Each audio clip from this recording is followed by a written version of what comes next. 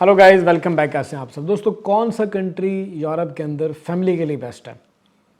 किस कंट्री के अंदर हम अपनी फैमिली को जल्दी इनवाइट कर सकते हैं या हम अपने पेरेंट्स को जल्दी इनवाइट कर सकते हैं, और कौन सा कंट्री सच में बेनिफिशियल है फैमिली वाले लोगों को लेके? ये बहुत ज़्यादा क्लाइंट्स का सवाल होता है।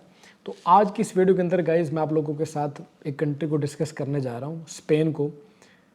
और क्यों बेस्ट है स्पेन, क्या इसकी रिक्वायरमेंट्स होती हैं, और स्पेन की इमिग्रेशन को थोड़ा सा आप लोगों के साथ डिस्कस करूंगा। वीडियो स्टार्ट करने से पहले आप लोगों को मैं बताता चलूँ कि स्पेन इस वक्त यूरोप के अंदर, शेंजन कंट्रीज़ के अंदर स्पेशली, उन कुछ गिने चुने ममालिक में से एक मुल्क है जो कि स्टिल ऐसे लोगों को लीगल कर रहा है जिनके पास यूरोप में कोई वीज़ा या रेजिडेंस कार्ड नहीं होता। उन लोगों को भी ऑफ़र करता है कि आप आओ स्पेन में, अपनी रजिस्ट्रेशन करवाओ, अपनी एम्पादरमेंटो करवाओ, और उसके बाद आप 2 साल के बाद अपना पहला रेजिडेंस कार्ड ले सकते हैं स्पेन में। स्पेन गाइस बेसिक जो कुछ तरीके हैं स्पेन के अंदर रेजिडेंसी लेने के, उनमें 3-4 ही लॉज हैं या 3-4 प्रोसेस हैं जिनको फॉलो करके आप स्पेन के अंदर पहला रेजिडेंस कार्ड हासिल कर सकते हैं। हमारा टॉपिक आज का है कि स्पेन फैमिली वाले लोगों के लिए क्यों ज़्यादा बेनिफिशियल है, क्यों ज़्यादा बेहतर है। गाइज अगर आप स्पेन में मुकीम हैं और आपके पास स्पेन का रेजिडेंस कार्ड है, तो स्पेन के अंदर इस वक्त जो बेसिक मिनिमम सैलरी जो चल रही है, एवरेज सैलरी, वो है 1400 यूरो। अगर आप 1400 यूरो अर्न कर रहे हैं तो आप अपनी फैमिली को इनवाइट कर सकते हैं। पाकिस्तान से, इंडिया से, किसी भी कंट्री से आप अपनी फैमिली को इनवाइट कर सकते हैं। ये एक अलग मसला है कि आजकल अपॉइंटमेंट का भी काफ़ी इशू है, लेकिन आप इनवाइट कर सकते हैं, आप एलिजिबल हैं। जैसा कि आपको पता है कि बाकी कंट्रीज़ के अंदर जहाँ पे बड़ी बड़ी शराइत हैं कि आप एक साल में आप 23,000 यूरो अर्न करें या 24,000 यूरो अर्न करें या 30,000 यूरो अर्न करें तो ही आप एलिजिबल होंगे अपनी फैमिली को बुलाने के लिए। और पर हेड आपके फैमिली मेम्बर्स के ऊपर वो पैसों को डिवाइड किया जाता है। अगर आपके बच्चे ज़्यादा हैं तो फिर आपको ज़्यादा इनकम शो करनी पड़ती है, ज़्यादा बड़ी बैंक स्टेटमेंट्स आपको शो करनी पड़ती हैं। स्पेन में ऐसा कुछ भी नहीं है। अगर आप 1400 यूरो अर्न कर रहे हैं तो आप पाकिस्तान से अपनी वाइफ को इनवाइट कर सकते हैं, आप अपने बच्चों को इनवाइट कर सकते हैं। कोई फ़र्क नहीं पड़ता कि आप एक बच्चों को इनवाइट कर रहे हैं या आप 5 बच्चों को या 4 बच्चों को इनवाइट कर रहे हैं। आप 1400 यूरो के अंदर ही अपनी पूरी फैमिली को इनवाइट करने के लिए एलिजिबल हो जाते हैं। हाँ, शर्त ये होती है कि आपके पास एकोमोडेशन हो जहाँ पे आप उनको रख पाएँ। ऑफ कोर्स आपको एक रेंट पे एक मकान लेना होगा, तो उसके बाद आप अपनी फैमिली को इनवाइट करने के लिए एलिजिबल होंगे। वो खैर बाद की बात है। जो मेन टॉपिक है कि आप एलिजिबल हैं, 1400 यूरो के अंदर भी आप एलिजिबल हैं। आपको ये नहीं करना है कि आपको सैलरी बढ़ानी है या आपको शो करना है कि आप 5,000 यूरो अर्न कर रहे हो महीने में, ऐसा कुछ भी नहीं है। आप 1400 यूरो की सैलरी के ऊपर ही अपनी पूरी फैमिली को इनवाइट करने के लिए एलिजिबल हो जाते हैं। दूसरी बड़ी चीज़ कि स्पेन ऐसे इतने स्ट्रिक्ट माहौल के अंदर भी, जो यूरोप के अंदर इतने स्ट्रिक्ट माहौल चल रहा है पूरे शेंजन के अंदर, स्टिल स्पेन ऑफर कर रहा है कि आप स्पेन आएँ।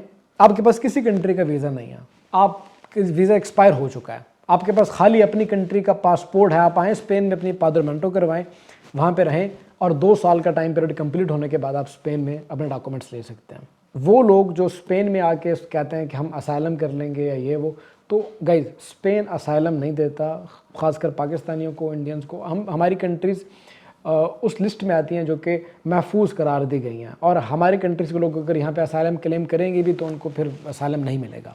स्पेन आप लोगों को असाइलम नहीं देता। काफ़ी सारे लोग कहते हैं कि अगर हम स्पेन में असाइलम कर लें तो असाइलम स्पेन पाकिस्तानियों का अप्रूव नहीं करता इतना आसानी से, ठीक है। पाकिस्तानी हो, इंडियन हो, बांग्लादेश, श्रीलंका, नेपाल, ये तमाम कंट्रीज़ जो हैं वो उस लिस्ट में नहीं है कि आपको इतना आसानी से असाइलम दे दिया जाए। बाकी स्पेन की जो एम्पादरमेंटो दी क्रूज़ रोखा, बाकी नॉर्मल एम्पादरमेंटो है, ये आप ले सकते हैं। 2 साल के टाइम पीरियड के बाद आप एलिजिबल हो जाते हैं। पहला कार्ड अप्लाई करने के लिए आपको पहला कार्ड मिल जाता है। ऑफ कोर्स आपके पास पासपोर्ट हो, आपके पास डॉक्यूमेंट हो जो कि आप प्रूव कर सकें कि आप पिछले 2 साल से रह रहे हैं स्पेन के अंदर, और आपके पास किसी कंपनी का कॉन्ट्रैक्ट हो। तो ये चीज़ें हैं जो कि आपको मैनेज करनी होंगी और आप स्पेन में पहला रेजिडेंस कार्ड हासिल कर सकते हैं। नेशनलिटी की बात कर लेते हैं गाइज कि स्पेन के अंदर नेशनलिटी कितने टाइम पीरियड के बाद मिलती है। अगर आप स्पेन में लीगल हो और आपका रेजिडेंस कार्ड मिलने के बाद आपने प्रॉपर स्पेन को टैक्स अदा किया है और आप स्पेन में रहे हो, तो 10 साल का टाइम पीरियड गुजारने के बाद आप एलिजिबल होते हैं स्पेन में नेशनलिटी अप्लाई करने के लिए। वो छोटे बच्चे जिनकी एजेस 18 साल से कम हैं और वो स्पेन आ गए हैं, तो ऐसे बच्चे अगर वहाँ पे कैंप में चले जाते हैं या कर लेते हैं असाइलम, वो कर लेते हैं, तो ऐसे बच्चों को ना सिर्फ कैंप ख़र्चा देता है वहाँ रहने का, बल्कि उनको लैंग्वेज सिखाता है और जैसे ही वो 18 साल के होंगे तो उसके फ़ौरन बाद वो 1 साल का अर्सा कंप्लीट होने के बाद वो नेशनलिटी अप्लाई करने के लिए एलिजिबल हो जाते हैं। और वो हजरात जो कि स्पेन में शादी करते हैं किसी स्पेनिश नेशनल से, तो उनको भी जो नेशनलिटी है वो काफ़ी जल्दी मिल जाती है, 1 साल डेढ़ के अंदर वो अप्लाई करने के लिए एलिजिबल हो जाते हैं। तो स्पेन गाइस स्टिल ऐसे अफराद के लिए जो कि फैमिली के साथ यूरोप के अंदर मूव होना चाहते हैं, उन लोगों के लिए एक बहुत अच्छा कंट्री है बेहतरीन मौक़ों के साथ। और इसके अलावा कुछ दोस्तों का ये भी सवाल था कि अगर हमें स्पेन का पहला कार्ड मिल जाता है, उसके बाद हम जर्मनी मूव हो जाते हैं, किसी और कंट्री में काम करते हैं, तो गाइस एक चीज़ आपको बताता चलूँ कि जो पाद्रमेंट की बेस पे, इम्पाद्रमेंटो की बेस पे आपको जो पहला कार्ड मिलेगा स्पेन में, वो 1 साल का ही मिलता होता है। और वो 1 साल का जो आपको कार्ड मिलेगा उसके अंदर आपको 6 महीने ज़रूर काम करना है। ये नहीं कि आप निकल जाओ स्पेन से कार्ड लेने के बाद, ये गलत एक तरीका है और दोबारा आप इलीगल हो जाओगे। आप 1 साल का कार्ड लो स्पेन से और उस 1 साल के अंदर आपको 6 से 7 महीने का टैक्स ज़रूर अदा करना है या काम करके दिखाना होगा। नॉर्मली लोग क्या करते हैं कि वो आखिर के 6 महीने काम करके दिखा देते हैं और शुरू के 6 महीने वो किसी और कंट्री में चले जाते हैं, जो कि एक ठीक तरीका नहीं है। आपको अगर स्पेन में पहला कार्ड मिल जाता है तो उसके बाद आप स्पेन में उस पूरे साल में काम करें और जो अगला आपको कार्ड मिलेगा वो लॉन्ग पीरियड का कार्ड मिलेगा आपको। लेकिन पहला कार्ड जो इम्पाद्रमेंटो की बेस पे मिलता है, पाद्रोन की बेस पे, वो आपको 1 साल का ही मिलेगा, जिसके अंदर 6 महीने आपने ज़रूरी काम करके दिखाना होता है ताकि आपका वो कार्ड आगे रिन्यू हो पाए। ये उसकी एक शर्त होती है उस कार्ड की। बाकी इसके अलावा गाइज़ ये भी सवाल आता है कि स्पेन के अंदर अगर हम फैमिली के साथ मूव होते हैं तो कौन से सिटी में हम मूव हों, रेंट कितना होगा, कितने एक्सपेंसेस हो जाएंगे। अच्छा सवाल है। अब गाइस ये डिपेंड करता है कि आपके लिविंग स्टाइल पे, कि आप कैसे घर में रहना पसंद करते हैं, क्या खाना पसंद करते हैं। अब इसका जवाब मैं आपको बेसिकली दे तो नहीं सकता क्योंकि ये डिपेंड करता है फैमिली टू फैमिली। अगर आपकी फैमिली छोटी है तो आपको खर्चा कम होगा। आपको मैं एक आइडिया दे देता हूँ कि अगर आप शहर के अंदर रहते हो, जैसे कि बार्सिलोना है या माद्रिद है, तो जो कैपिटल हैं, जो बड़े शहर हैं, ऑफ कोर्स वहाँ पे रेंट ज़्यादा होता है, लिविंग कॉस्ट थोड़ी एक्सपेंसिव है, थोड़ी हाई है।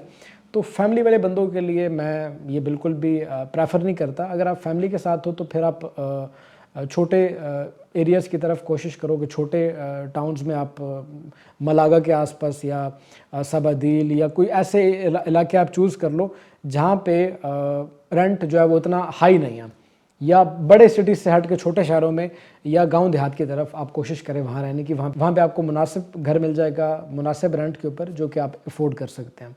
वैसे नॉर्मली गाइस स्पेन में एक बंदे का जो अगर आपके फैमिली के साथ रह रहे हो, 4-5 बच्चे हैं आपकी फैमिली में, तो एक बंदे का आप ये सोच लें कि आपके महीने का तकरीबन 400-450 यूरो का ख़र्चा हो जाएगा।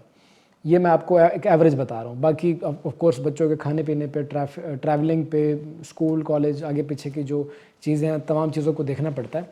तो एवरेज अगर निकाल लें तो आप ये समझ लें कि 400 यूरो आपका पर हेड ख़र्चा बनेगा यहाँ स्पेन के अंदर। बाकी आपकी अपनी चॉइस है कि आपका कैसा लिविंग स्टाइल है। ये मेरा अपना आइडिया था जो कि मैं बता रहा हूँ आपको। मे बी आप इससे कम में सर्वाइव कर पाओ, मे बी आपका 100 यूरो का ख़र्चा हो महीने में, 200 यूरो का हो। ये मेरा अपना एक आइडिया जो कि मैं आप लोगों के साथ शेयर कर रहा हूँ। तो बाकी living cost of course Europe के अंदर जो यूरो जोन्स हैं, जिन कंट्रीज़ में यूरो चलता है, वहाँ पे ऑफ कोर्स जो लिविंग कॉस्ट है वो थोड़ी हाई रहती है हमेशा। तो गाइस ये कुछ इन्फॉर्मेशन थी जो कि आप दोस्तों के साथ शेयर करनी थी। अगर वीडियो अच्छी लगी हो और इन्फॉर्मेटिव लगी हो तो वीडियो को लाइक करना मत भूलिएगा। और अगर आप हमारे चैनल पर नए हैं तो चैनल को सब्सक्राइब कर दीजिएगा। और किसी भी कंट्री के आपने कोई डॉक्यूमेंट्स अपने वेरीफाई करवाने हैं या चेक करवाने हैं, सर्बिया के, हंगरी के, पोलैंड के, स्लोवाकिया, चेक रिपब्लिक, क्रोएशिया, स्पेन, पुर्तगाल, तो वो डॉक्यूमेंट्स आप हमें इस दी गई ईमेल एड्रेस पे भेज सकते हैं। जैसे ही मेरे पास या मेरी टीम के पास टाइम होगा, एज सून एज पॉसिबल हम आपको रिस्पॉन्स करेंगे और आपकी हेल्प की जाएगी। इसी के साथ अब ज़िशान आसिम को दीजिएगा इजाज़त। मिलते हैं इसी तरह की किसी अगली वीडियो में, तब तक के लिए टेक केयर, अल्लाह हाफ़िज़।